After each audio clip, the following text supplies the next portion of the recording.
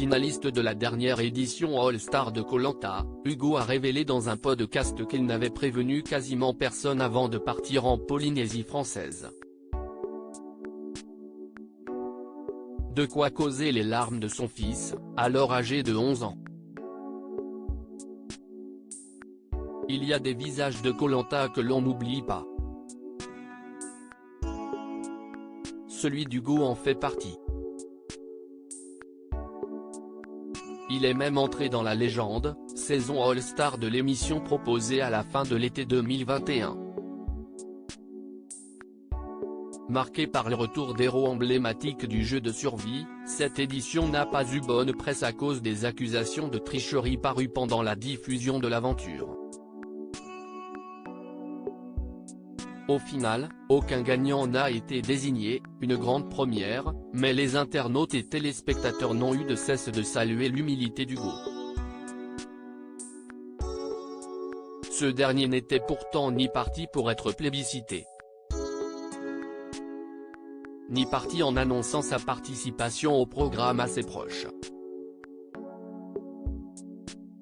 Un secret seulement partagé avec sa moitié, ce passionné de voyage et sensations fortes avait déjà remporté le totem culte en Malaisie 8 ans plus tôt. À l'époque, seule son épouse, dont il a divorcé depuis, était dans la confidence.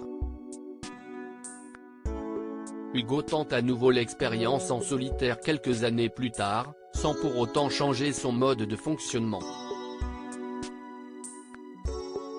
Invité du podcast L'Aléa par Laura Pouliquin, l'aventurier révèle avoir tenu au courant sa nouvelle compagne. Et si est tout. Donc, le regard des proches, c'était un peu chaud parce que je n'avais rien dit et l'aventure était juste complètement dingue.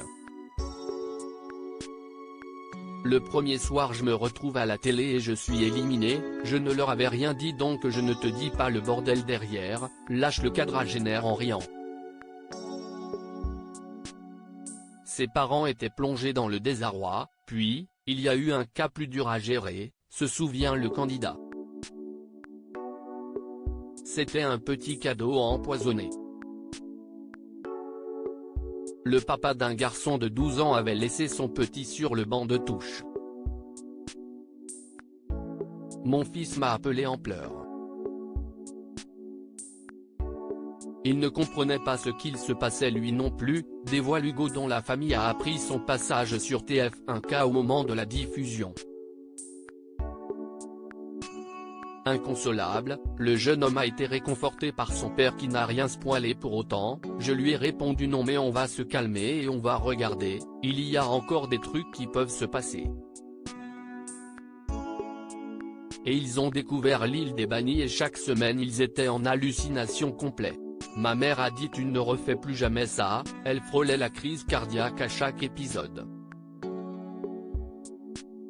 C'était un petit cadeau empoisonné que je leur ai fait de ne pas leur en parler et d'un autre côté, ils étaient super contents de découvrir que je suis allé aussi loin, alors que dès le début ça sentait mauvais, conclut-il.